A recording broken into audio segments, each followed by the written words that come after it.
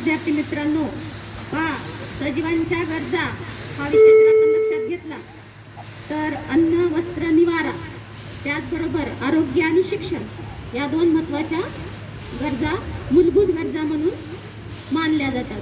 तर शिक्षण ही गरज भागवण्यासाठी आपण शाळेमध्ये येऊन शिक्षण घेतो. पण त्याचबरोबर आरोग्य हे सुद्धा खूप महत्त्वाचे आहे. तर आरोग्य चांगले राहण्यासाठी आपल्याला सकस आहार घेणे आवश्यक आहे. आणि सकस आहार हा शब्द जर आपण लक्षात घेतला तर याच्यामध्ये अनेक प्रकारच्या पोषक तत्वांची समाविष्टता असते. याच्यामध्ये आणखीन एक महत्त्वाचा घटक म्हणजे जीवनसत्वे. तर या जीवनसत्वावर आधारित वर्ग 6तील विद्यार्थ्यांनी ही एक ॲक्टिव्हिटी किंवा उपक्रम सादर करणार आहेत. तर त्यांच्या उपक्रमाचं नाव आहे पोषण आणि आहार यांचे महत्त्व.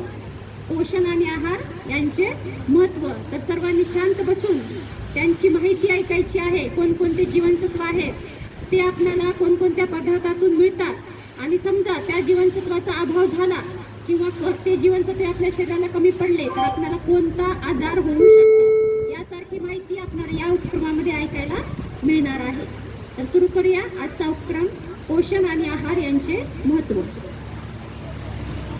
नमस्कार विद्यार्थी मित्रांनो, आज महालक्ष्म्या बसणार आहेत. आपल्या आईने आपल्या सर्वांसाठी खूप सारे पदार्थ बनवले आहेत. आपल्याला ते पदार्थ खायला खूप आवडतात. परंतु तुम्हाला माहिती आहे का कोणते पदार्थ खायला पाहिजे, कोणते नाही, हे आपल्याला पुस्तकात पण सांगतात. हे आम्हाला आमच्या पुस्तकातील एका उपक्रमात सांगितले होते. चला तर मग उपक्रमाकडे वळूया.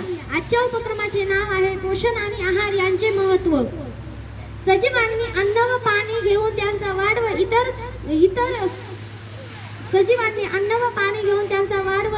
इतर सर्व कामांसाठी वापर करणे या प्रक्रियेला पोषण म्हणतात. आणि या कामांसाठी उपयोगी पडणाऱ्या अन्न घटकांना पोषक तत्वे म्हणतात. कर्बोदके, स्निग्ध पदार्थ, खनिजे, जीवनसत्वे खनिजे, जीवनसत्वे आणि तंतुमय पदार्थ हे आपल्या अन्नातील पोषक तत्वांचे मुख्य प्रकार आहेत. आपण खातो त्या अन्न पदार्थांमध्ये ही पोषक तत्वे वेगवेगळ्या प्रमाणात असतात. त्यापैकी काहींची माहिती घेऊया. यापैकी आज आपण जीवनसत्वे, स्रोत व कार्य यांविषयी माहिती पाहणार आहोत. नमस्कार, मी जीवनसत्व बोलते. तुम्हाला माझे कार्य माहीत आहे का? नाही, मी सांगते. माझे कार्य डोळ्याचे रक्षण, त्वचा, दात, हाडे निरोगी राखणे हे माझे कार्य आहे. मी कशातून मिळते हेही मी तुम्हाला सांगते.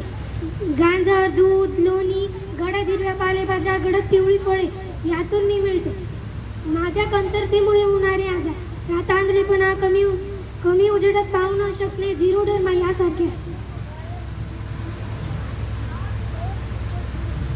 नमस्कार मित्रांनो, मी B1 जीवनसत्व बोलत आहे.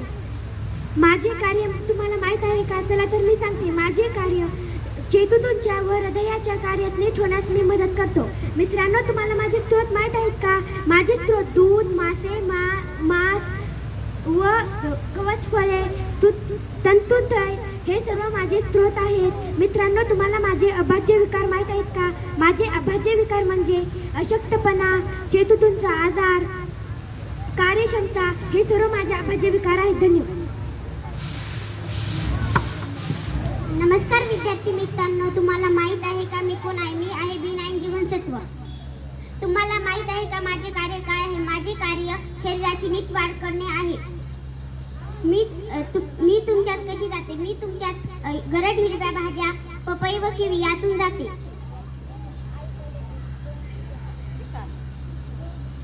माझा विकार हे आहे की अनामिया. मला न खाल्ल्यामुळे तुम्हाला कोणकोणते आजार होतात? मला न खाल्ल्यामुळे अनामिया हा आजार होतो. हालचाली मंदावतात व गोष्टीचा विसर पडतो. हे आजार होऊ नयेत म्हणून तुम्ही गरड हिरव्या भाज्या व फळे खावीत.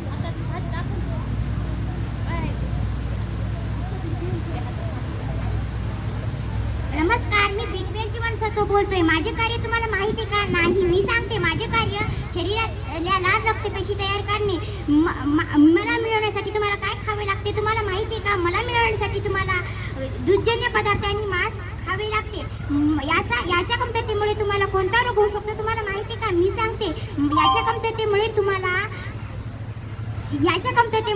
ॲनिमिया हा रोग होऊ शकतो. ॲनिमिया हा रोग तुम्हाला होऊ नये असे वाटत असेल तर तुम्ही दूधजन्य पदार्थ आणि मांस जास्तीत जास्त खावे. एवढे बोलून मी माझे 2 शब्द.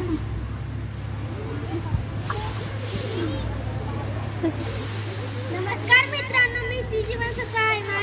माझे कार्य तुम्हाला माहिती आहे का? नाही, मी सांगते. शरीराच्या ऊतीचे रक्षण करणे, हिरड्या, दात, हाडे, त्वचा यासाठी आवश्यक असे कोलजन हे प्रथिन तयार करणे हे माझे कार्य आहे. मी कशामधून मिळतो तुम्हाला माहिती आहे का? आवळा, किवी, संत्री व इतर लिंबूवर्गीय फळे तसेच गोबी, टोमॅटो, हिरवी पालेभाज्या यामधून मी मिळतो. माझ्यामुळे होणारे आजार अभावामुळे होणारे आजार तुम्हाला माहिती आहेत का? नाही, मी सांगतो. हिरड्यामधून रक्तस्राव होणे, गलगती सुजणे, जखमा लवकर बऱ्या न होणे हे आजार होऊ शकतात.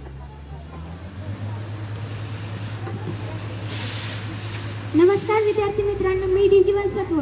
माझे कार्य तुम्हाला माहिती आहे का? नाही, मी सांगते. माझे कार्य दात व हाडे निरोगी राहण्यासाठी पुरेसे कॅल्शियम व फॉस्फरस अन्नातून शोषून घेणे हे माझे कार्य. मी कशापासून मिळतो तुम्हाला माहिती आहे का? नाही, मी सांगते. मी सूर्यप्रकाशामुळे दूध, अंडी, लोणी, मासे यातील काही पदार्थांपासून शरीरात हे जीवनसत्व तयार होते. माझ्या अभावामुळे होणारे आजार तुम्हाला माहिती आहे का? नाही, मी सांगते. माझ्या अभावामुळे होणारे आजार मुडदूस, हाडे मऊ होणे, त्यामुळे वेदना होणे, हाड मोडणे हे माझ्या अभावामुळे होणारे आजार. असे आजार होऊ नये म्हणून सूर्यप्रकाशात अंडी, मासे, लोणी हे पदार्थ खावे. नमस्कार, मी ई जीवनसत्व बोलते. माझे कार्य तुम्हाला माहीत आहे का? नाही, तर मी सांगते. माझे कार्य पेशींमध्ये चयापचय क्रिया करण्याचे, पुनरुत्पादन आणि स्नायू पेशींना कार्यक्षम ठेवण्याचे आहे. बरं, मला सांगा, मी तुम्हाला कोणत्या गोष्टीतून मिळते हे सांगू का? मी तुम्हाला तृणांकू